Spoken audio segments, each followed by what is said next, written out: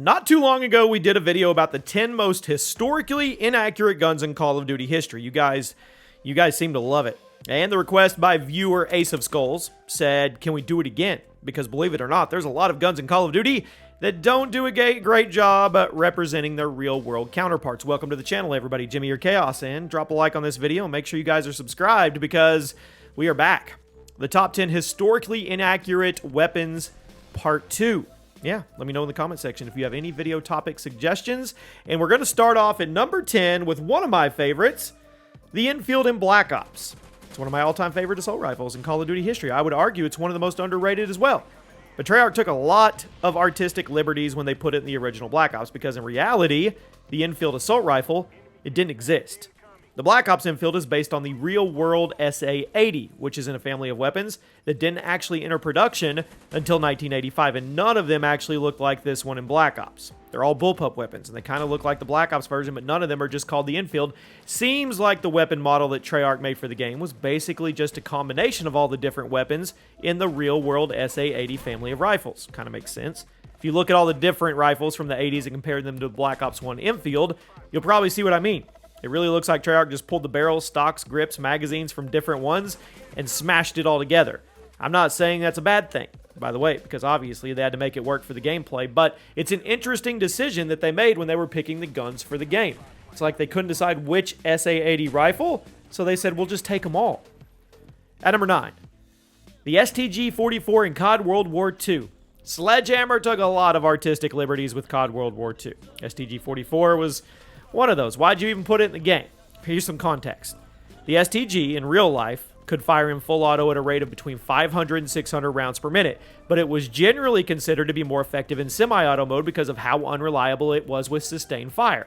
The STG-44 was bulky, prone to jamming. Even though it was a very accurate weapon shot by shot, using it in full auto was unwise because of the recoil and the jams. But when we go over to COD World War II's version, that all gets thrown out the window. Now, obviously, Sledgehammer wasn't going to program jamming into the Call of Duty game, but not only did the COD World War II version of the STG fire way faster than the real-world version, but it was also a total laser beam for some reason. The COD World War II STG fired at 660 rounds per minute, making it one of the fastest rifles in the game. Had extremely low recoil, which made it one of the most popular guns in the game for competitive play, and again, I understand why they would make it less prone to jamming for the sake of gameplay. But the real world, it was literally declared to be incapable of being used in full auto mode because of how much it kicked, and that decision to make the game version not kick at all, it's kind of weird, especially when you listen to all the pre-release interviews where Sledgehammer says they were super concerned about historical accuracy, and on top of that, the game version fired way faster than the real world counterpart. So everything was wrong here. I know it's a video game, it doesn't matter, but the more you know, right? Before we move on, guys, if you get anything from G2A.com, use code CHAOS for some cash back, whether it be Steam codes, gift cards, whatever, PC games. The link is at the top of the description. At number 8, let's stick with COD World War II and the MP40, another case of Sledgehammer taking these artistic liberties. And again, it would have been fine if Sledgehammer didn't say leading up to the release of the game that they were being super careful about that accuracy. The MP40, iconic firearm, appear in basically every World War II video game ever made, so naturally, it's going to be in COD World War II, but there's a lot of things wrong with its portrayal if you're looking for realism. If you're not, don't watch this video. The real-world MP40 fired at 500 rounds per minute. But something a lot of people didn't know is despite the MP40 being a standard-issue weapon for the German army, it was largely replaced by the STG in 1943. So, the MP40 probably shouldn't have appeared as quite as much as it did in the campaign, but it's whatever. The campaign took place in 1944. In terms of the way the gun functions in COD World War II, there's obvious issues. The fire rate, again, the real-world MP40, 500 rounds per minute. But that lower fire rate helped make the gun very easy to control during sustained fire. The COD World War II version, on the other hand, 700 rounds per minute. 200 rounds faster? What? Hefty vertical recoil as well. The MP40 is iconic. Certainly going to be in the game.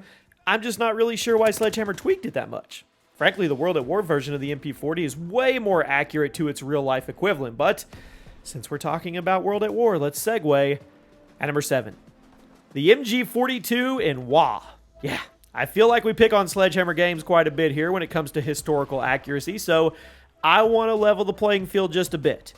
The MG42 is iconic. I still love the World at War version, as I'm sure many of you old school COD players do as well. But despite World at War being often called the most historically accurate COD game, we got some issues. It's interesting. It's always been known for its extremely high rate of fire. That made it great for suppressing large groups of enemy soldiers at that time. And the World at War MG42 fired at almost 1,000 rounds per minute. It tied with the PPSH for being the fastest firing gun in the game. But the real world MG, it fired faster.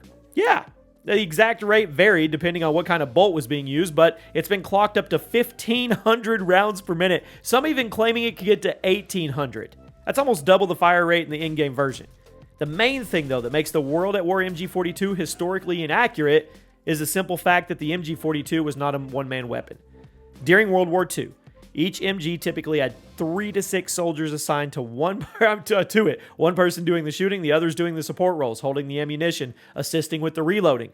This thing was massive. It was huge. There was no way that a single soldier running around the battlefield would be able to operate it properly. So, since we pick on Sledgehammer so much for their portrayal of World War II, I think it's only fair we throw Treyarch's last World War II game on the list because that wasn't perfect either. At number 6, the AK-47 in Black Ops. Now, I don't think this is the best AK-47 in Call of Duty history, but it's definitely my favorite. It just felt so good. The recoil pattern, 100% vertical. I mean, the frame was super skinny. It was easy to stay on target, beam people from distances. But compared to other AKs in Call of Duty, the Black Ops version is probably the least true to life for several reasons. For starters, the frame, like I said, too skinny. Just something that always stood out about this version. When you aim down the sights of the Black Ops 1 AK, it's almost like you're holding up a crowbar with a pipe. It's that skinny, which obviously isn't accurate to the real-world AK. But the other thing that messes with the realism is the fire rate. The real-world AK has a modest fire rate, around 600 rounds per minute. Most Call of Duty AKs hover around there, but for some reason, the Black Ops 1 fired at 750 rounds per minute, which is not only the fastest AK fire rate in COD history, but it's 25% faster than the real-world version. Now, the AK-47 is also notoriously difficult to control during sustained fire, so the Black Ops 1 version being such a laser beam is also a bit of a historical issue. With all that being said, like I said, I love this version of the gun. It was satisfying to use, and at the end of the day, it's a video game. Now we arrive at the top 5. The Browning M1919 in World at War, similar to the MG42. The Browning, well, had some operational aspects that you would never have seen in real life, and that's on top of a few little details that aren't exactly accurate to the weapon if it's modeled off of. Now, in real life, this thing was a huge machine gun, required a 5-man team to operate, assuming it wasn't mounted to a plane or a jeep or some form of armored vehicles. When I say it was huge, I mean it. The Browning, which was the version used in the Second World War, weighed over 30 pounds. The tripod weighed an additional 14 pounds. So this was absolutely not a gun that a single soldier would run around and use on their own like what's seen in World at War. On top of that, the World at War version of this could hold 50 rounds at a time in multiplayer, 125 rounds in campaign, both of which are actually inaccurate because the real-world version operated with a 250 round belt. Lastly, the real-world version fired between 400 and 600 rounds per minute. World at War's version, 625 rounds per minute. I mean, compared to the other inaccuracies, it's actually kind of small. It does raise the question, though.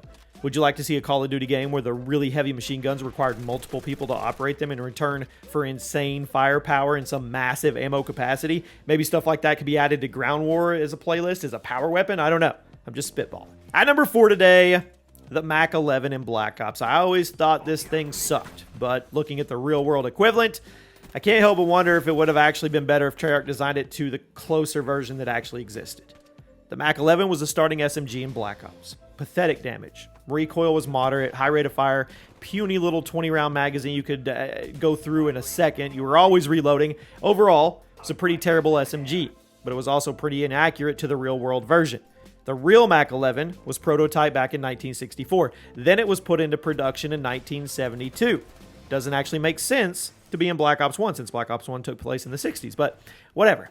It fired at 1,200 rounds per minute, which was way faster than the 937 rounds per minute the Black Ops version fired at. And interestingly, the real Mac 11 also used either 16 or 32 round mags. The Black Ops version, 20 round mag. Mac 11 and Black Ops also had that goofy little bug where the magazine wouldn't actually come out of the gun during the reload animation if you equip both the foregrip and the extended mags, which obviously, the real-world Mac 11, it didn't do that. It would have been funny if it did, though. At number 3, the Kiparus, or Kiparus, however you want to say it, in Black Ops. I usually give the COD developers a pass when it comes to exact dates, which certain guns were invented. For example, the FAMAS and the AUG weren't technically invented at the time that Black Ops 1 takes place, but they weren't that far off from being invented, and they made the game better, so we excuse it. But the Kiparis is one situation where I'm going to put my foot down because there is zero reason for it to be in this game. Black Ops 1 takes place in the 60s. The exact year of the multiplayer is never explicitly stated, but it's definitely somewhere between 61 and 68. But this SMG wasn't produced until 1991, more than 2 decades after the game took place. So you tell me why. Why is it in the game? Why is this gun, why did they choose this gun to put in the game when it wasn't even close to making sense? Maybe you could say, Jimmy, it was a prototype version. I would respond by telling you the real world Kiparis wasn't even blueprinted until the early 70s, let alone prototyped. It's not like the G11 where the prototypes existed around the time that Black Ops 1 took place. So why? Zero reason to be in the game. Not sure what they were thinking. At number 2, I know we are just crapping on Black Ops right now. The Spectre in Black Ops. Lots of Black Ops 1 guns. Well, we'll pick one more, and then we'll go back to World War II era guns because there's one other gun in the original Black Ops that I have to mention. I mean, if you thought the Kiparis made no sense in Black Ops 1, the Spectre makes even less sense if you can believe that. So Black Ops 1 takes place in the 60s, which I've said 3 times now, but the Kiparis wasn't designed till the 70s, so you could at least kind of argue that technically it existed around the Black Ops 1 era if you wanted to round up, but the Spectre pushes it further. The Spectre SMG wasn't designed until 1980, didn't enter production until 84, and on top of that, the fire rate was noticeably slower than the Black Ops 1 version, and the magazine, very small.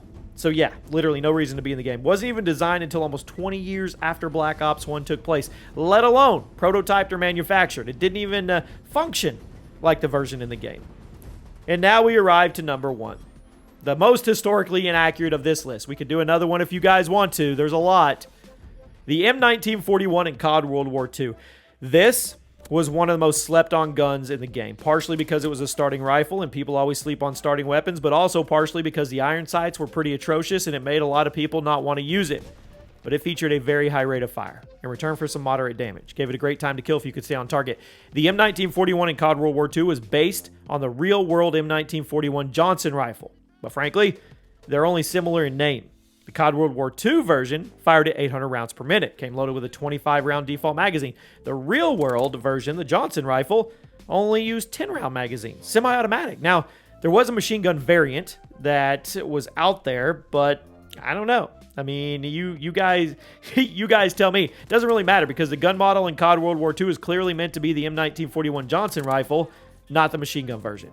So what I think happened here was Sledgehammer learned about the M1941 rifle, wanted to put it in the game, but since it was so functionally limited, they decided to make a function for it despite looking at the rifle and knowing that it wasn't going to portray it.